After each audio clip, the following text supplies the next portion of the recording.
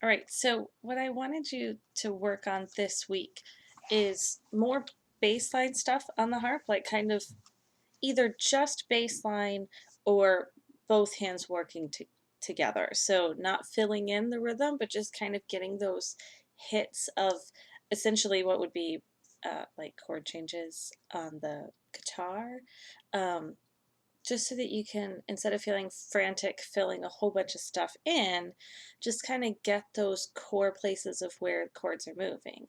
But as you get comfortable with the tune, I want you to think about syncopating some of it. So play through it first, kind of just following the melody. I'm just going to play a 3-part jig where each part's like a little different. You can't just rely on what happened previously, but it's just really normal D major. There's no wacky chords or anything. The first time through, just kind of follow the melody nice and comfortable. But as you get comfortable, see if you can't syncopate. And I'll give you ideas as we go of ways I might syncopate.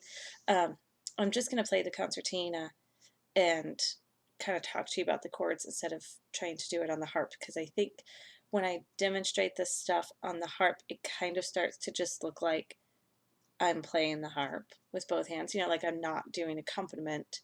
I'm just playing the tune with both hands. Now, in a way, I do want you to keep in mind that that kind of means that the way I'm accompanying is very informed by how I would just play the left hand on the harp. Like they're a little bit indistinguishable without the right hand. So keep that in mind. But I know your instincts on on your left hand for the harp, accompanying yourself to the harp, are fewer octaves and like more kind of little things, which is really nice when you're playing by yourself. But I want you really trying to do like octaves and tenths largely with this accompaniment.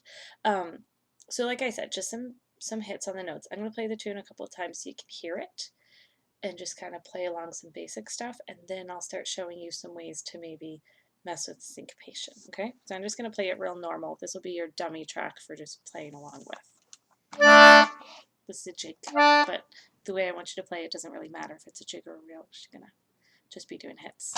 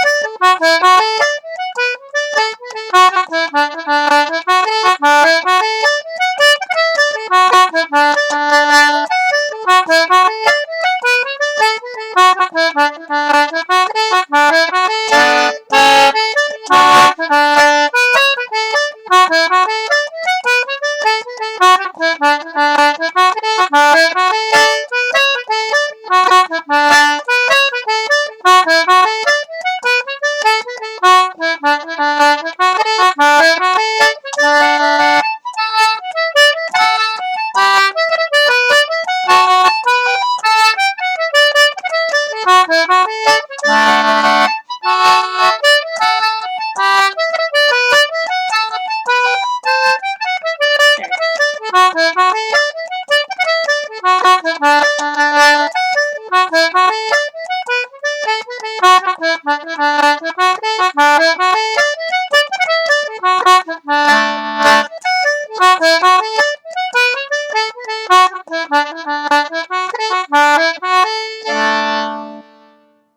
right, so like I said, first play through it and just be looking for like dee da dee da da da da dee dee da da da da da da, like those kind of just downbeaty things. But as that gets comfortable, I want you to see if you can't syncopate with a little bit of like dum da dee da dee da dee da dee dum da dee da dee dee da da da da dee da da da da da da dee dum da da dee dee da da dum dee da dee da dee dee dum dee dee da dee da da da da da da dum dee da da da da da da da da. Okay. In fact, as I sit here and do this, singing and clapping might be a good way to do it. That's exactly how I'm thinking of it in my head. Like, I kind of know what the sequence of chords is I want to do as if they're on the downbeat. Like, I'm not much changing around what I'm doing for chords based on the syncopation. Maybe a little bit if there's like some really cool note that's syncopated, I might kind of try to grab it right at the right time. But for the most part, I'm just playing the chords that I play on the downbeats. But I'm sort of playing them as if I'm clapping my hands and I'm clapping this cool syncopation. So I think you should do that a few times. Just sing it, clap syncopation. So B part would be some kind of like dum dee dee da da da da dee dee da dee dee da da da da da dee dee da da da da da dee dee da da da dee dee da da da da dee dee da da da dee dee da da da dee da da da. There's nothing to memorize here. I mean, play along and kind of see if you can do the different things I'm doing to catch like maybe why or the feel of them. But you can do it with more space and you can do it with less space. So all I'm doing is trying to juxtapose places where I'm moving stuff quickly and places where I'm moving stuff kind of slowly with like a lot of space in between. So I'm thinking like, okay, here's a spacey one. Dee da da da da dee da dee dee da da da da dee dee da da da da dee da da. Now that doesn't work for an entire 8 bars. It's too little. It's very spread out. Here's one that's too much. I'm gonna like move things really quickly. Okay, so dee da da da da da da da da da da da. Too much, right?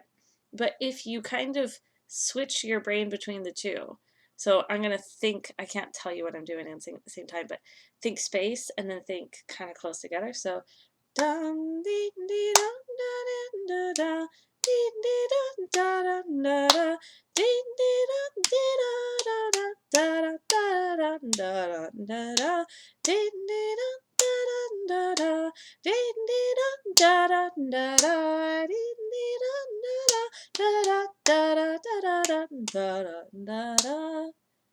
Okay, so I want you to do the third part yourself. See what you come up with. And just like with practicing the chords at the beginning, don't be afraid to just kind of start by finding the downbeats and get comfortable with that.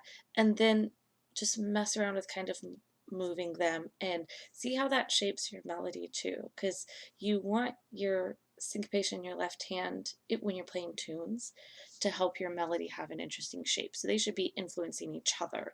The way you're kind of perceiving the melody and the way you're perceiving the syncopation should really be interwoven, where no one thing is necessarily always leading the way. Like they sort of feed each other.